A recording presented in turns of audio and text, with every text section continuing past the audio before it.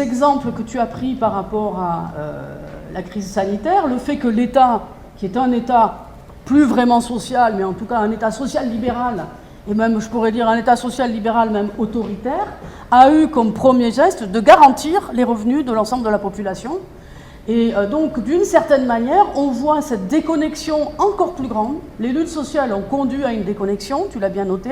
mais maintenant, l'État, qui est un État néolibéral, qui est pour moi, la définition de l'État néolibéral, ce n'est pas l'État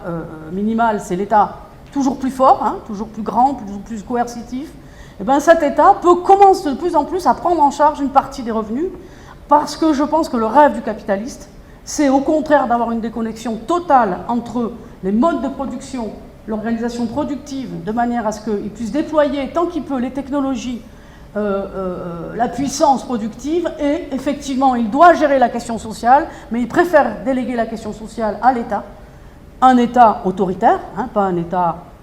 social au sens où nous l'entendons, mais un État de plus en plus autoritaire, qui pourrait tout à fait prendre en charge les revenus minimums, hein, et laisser les inégalités de revenus liées au capital se développer librement.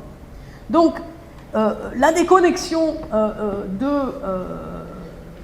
dans le cadre du travail, de l'organisation productive et de la répartition du produit social ne paraît pas,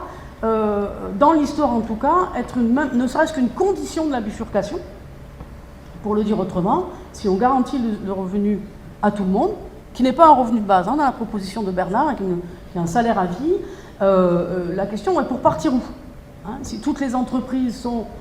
des entreprises hautement technologisées et taylorisées, pour partir où?